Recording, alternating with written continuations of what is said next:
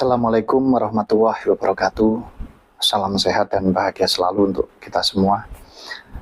Dulur-dulur Sinaurip, pada malam hari ini saya ingin menguraikan tentang pemahaman bahwa hidup kita ini tidak ubahnya seperti air dan juga cawan atau gelas.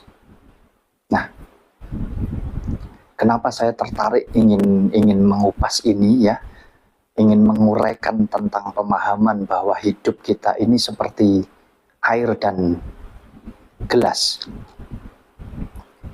Tentunya tidak lepas dari dua unsur di dalam kehidupan kita, di mana jasmani kita ini ya, unsur jasmani itu saya ibaratkan tidak ubahnya seperti sebuah cawan atau gelas. Sedangkan unsur rohani yang ada di dalam kehidupan kita ini saya ibaratkan seperti air.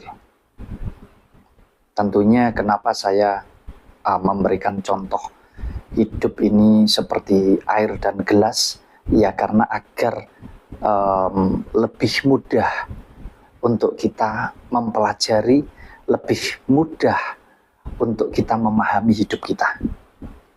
Jadi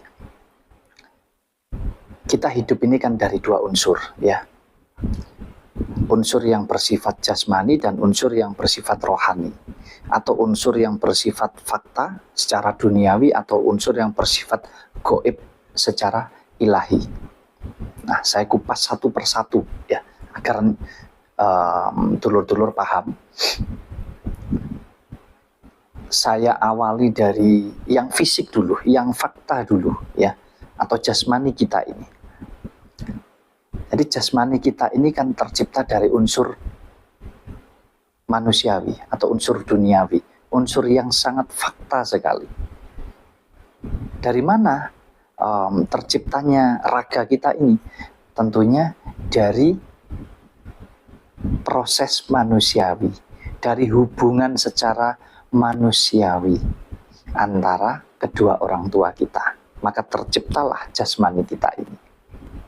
Nah, selanjutnya jasmani kita ini tidak akan pernah bisa berfungsi, tidak akan pernah bisa hidup kalau tidak ada unsur yang kedua tadi, yaitu unsur yang bersifat goib atau unsur rohani atau roh daripada Gusti Allah. Makanya saya berikan gambaran bahwa hidup kita ini ya tidak ubahnya seperti gelas dan juga air.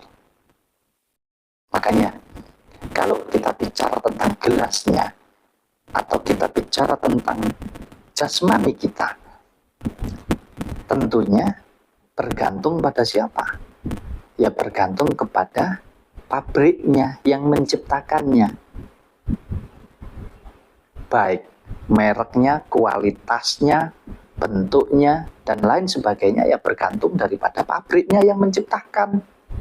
Makanya kita sebagai manusia tentu secara fisik, secara jasmani kita tidak bisa sama dengan manusia-manusia yang lain atau dengan gelas-gelas yang lain, karena yang menciptakan sudah berbeda-beda.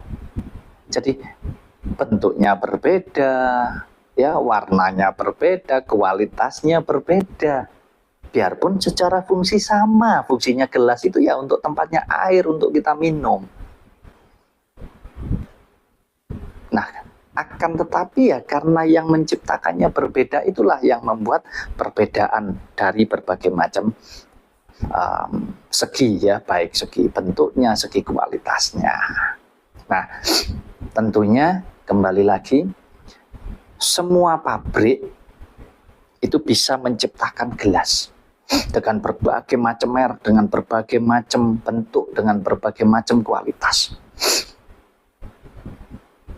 Saling berusaha untuk mengunggulkan ciptaannya masing-masing dari setiap pabrik ini tadi. Demikian pula dengan jasmani kita. orang tua kita sebagai penciptanya tentunya juga pasti akan mengunggulkan hasil ciptaannya sendiri, hasil karyanya sendiri. Misal seperti Mas Wahyu ini, ya orang tua Mas Wahyu pasti akan membanggakan hasil ciptaannya. Nah, ketika hasil ciptaannya ini tadi ingin dirusak oleh orang lain, tentunya tidak akan terima. Sang penciptanya atau kedua orang tua Mas Wahyu tidak akan terima. Bahkan mungkin disentuh, apalagi sampai yang melukai, tidak akan terima. Secara fisik.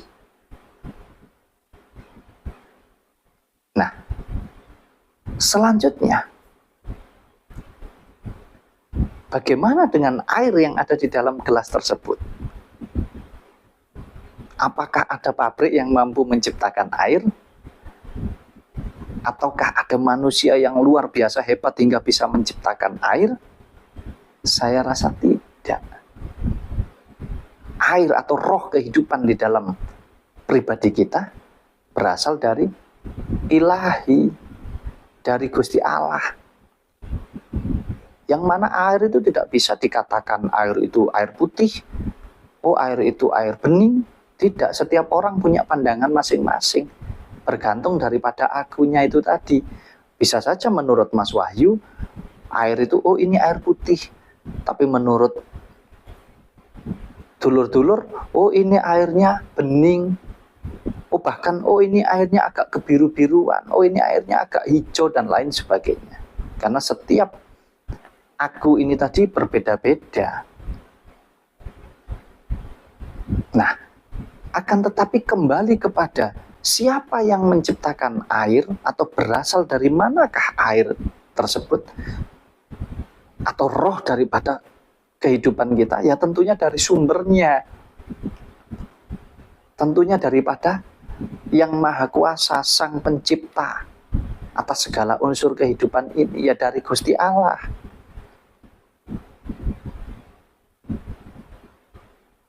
Jadi kalau ditanya lebih dulu mana terciptanya air dan juga terciptanya gelas, ya jelas lebih dulu tercipta air. Tetapi karena air ini tidak ada tempatnya, maka tidak ada yang bisa mengakui air ini punya siapa atau air ini berasal dari mana. Tapi ketika sudah ada tempatnya ini tadilah air itu diakui. Makanya kalau kita boleh kasih contoh, kalau kita pergi ke laut atau kita pergi ke sungai tanpa kita membawa apa-apa, ada banyak orang di sana ketika bertanya, ini airnya siapa? Tentunya akan dijawab bahwa ini ya airnya semua orang. Ini air daripada Gusti Allah, air wong akeh.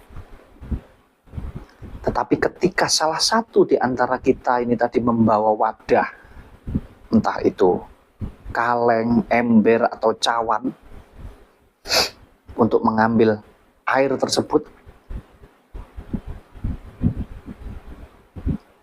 tidak usah dijawab atau tidak usah ditanya saja, mungkin semua orang sudah bisa tahu kalau air ini punya siapa yang ada di dalam ember ini. Tentunya adalah punya yang mempunyai wadah. Sudah berani mengakui karena ada wadahnya itu tadi. Kalau tidak ada wadahnya tidak berani mengakui, tapi karena ada wadahnya, oh ini embernya Mas Wahyu kok. Ya berarti air ini yang di ember ini ya punyanya Mas Wahyu. Nah, demikian pula dengan unsur kehidupan kita. Atas dasar wadah inilah kita bisa mengakui bahwa hidup ini adalah punya kita. Kalau orang tuanya Mas Wahyu mungkin merasa bahwa hidupnya Mas Wahyu ini ya punyanya orang tua Mas Wahyu. Tetapi jangan salah dan perlu diingat bahwa yang dimiliki oleh orang tuanya Mas Wahyu hanya sebatas gelasnya saja. Hanya sebatas wadahnya saja. Kalau secara fisik gelasnya atau wadahnya yang dilukai, entah itu mau dipecah atau mau digores, tentunya orang tua Mas Wahyu tidak terima, bahkan bisa marah, karena ini adalah hasil ciptaannya, hasil karyanya. Akan tetapi bagaimana jikalau air kehidupan atau roh daripada Gusti Allah yang ada di dalamnya Mas Wahyu ini sudah kembali ke sumbernya, atau dipanggil atau diambil lagi oleh sang penciptanya? Bisa apa orang tuanya Mas Wahyu? Tidak bisa apa-apa, karena tidak punya hak atas itu. Haknya hanya sebatas secara jasmani saja. Bahkan sampai ketika meninggal pun masih dimandikan, disucikan, dikubur dengan baik sebagai bentuk penghormatan, sebagai bentuk kasih sayang. Akan tetapi kalau ditanyakan rohnya kemana atau airnya kemana, ya sudah kembali kepada sumbernya. Makanya dari sini kita bisa belajar ya dulur-dulur, bagaimana cara kita merawat gelas sekaligus airnya ini tadi, supaya dua-duanya ini bisa awet. Kalau istilah di dalam hidup kita, bagaimana caranya agar kita bisa berumur panjang? Itu tergantung kita. Ya karena kita sudah diberikan kuasa itu tadi oleh Yang Maha Kuasa, oleh yang punya aku ini. Jadi sekarang kuasanya sudah tergantung aku. Nah, kalau sudah tergantung aku, tinggal bagaimana kita mampu menjaga dan merawat baik gelas maupun airnya. Tinggal bagaimana kita mampu menjaga dan merawat baik jasmani kita maupun rohani kita. Kalau kita mampu menjaga dua-duanya, ya pasti akan awet. Kalau saya berikan contoh, coba kalau jenengan punya gelas di mana di dalamnya sudah berisi air, jenengan naruh saja sembarangan. Kira-kira risiko untuk gelas itu jatuh dan pecah besar enggak? Tentunya pasti besar risikonya, karena naruhnya di sembarang tempat. Bisa kesenggol, ya, bisa bahkan mungkin ada ayam lewat, mungkin bisa tertabrak dan lain sebagainya, sehingga gelas tersebut jatuh dan airnya tumpah. Nah, sama halnya dengan kehidupan kita. Nah, kalau kita tidak mampu menempatkan diri kita di posisi yang benar, ya bisa jadi salah kaprah, jadi tidak awet nanti hidup kita. Makanya kita harus bisa menjaga dan merawat gelasnya, mulai dari hal terkecil, cara menempatkannya, kita jaga kebersihannya, ya, kita rawat gelasnya. Lah kalau kita mampu menjaga dan merawat gelasnya, secara otomatis kita juga akan mampu menjaga dan merawat airnya. Biarpun ada caranya sendiri juga untuk kita merawat air di dalam gelas ini, karena ini saling. Hidup kita ini saling berkesinambungan, saling berkaitan. Gelasnya saja bersih, kalau airnya kotor, secara otomatis air ini juga akan mampu menyebabkan gelas ini menjadi rusak, menjadi kotor, berlumut dan lain sebagainya.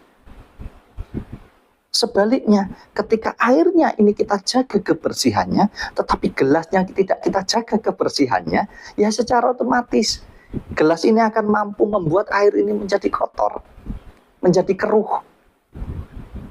Makanya kalau kepingin dua-duanya berfungsi dengan baik, senantiasa terjaga dengan baik, ya kita harus mampu menjaga kedua-duanya, baik jasmaninya maupun rohaninya. Makanya ada juga yang bertanya, bagaimana dengan nanti kita setelah meninggal, ada yang katanya jadi hantu dan lain sebagainya. Ini termasuk di dalam proses tersebut. Ya, jadi kalau kita tidak mampu menjaga dan merawat keduanya, ini sangat berpengaruh. Saya kasih contoh begini. Air itu kalau kita ambil dari sumber,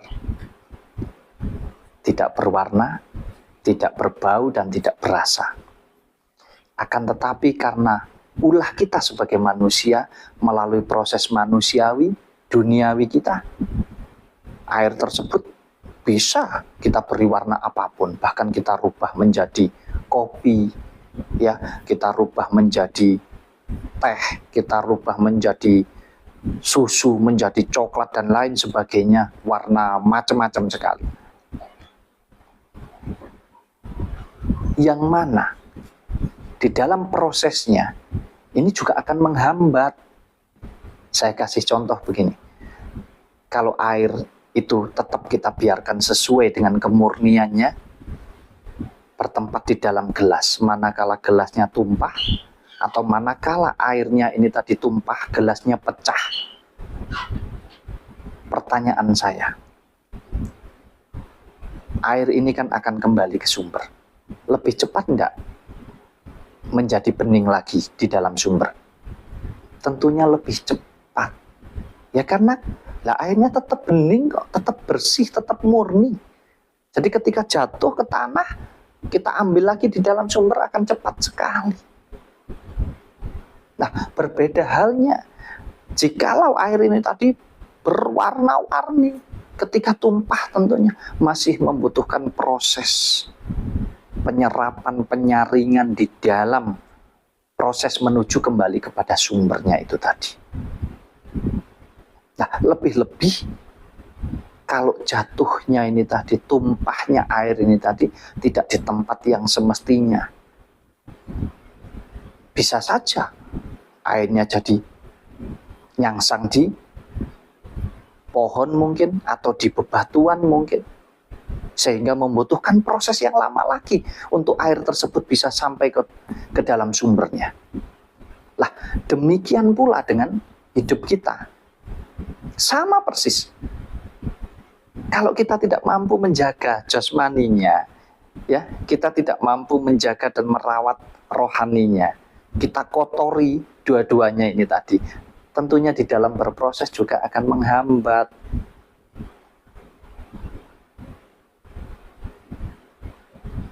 Akan memperlambat. Makanya kalau kepingin, ya, kalau kepingin agar hidup kita ini senantiasa semuanya berjalan dengan seimbang, ya harus dijaga keseimbangannya.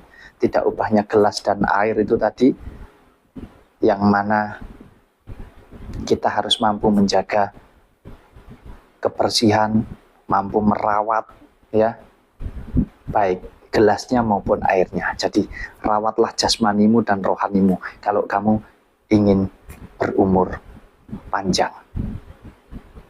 Terima kasih, semoga bermanfaat. Assalamualaikum warahmatullahi wabarakatuh. Sampai jumpa.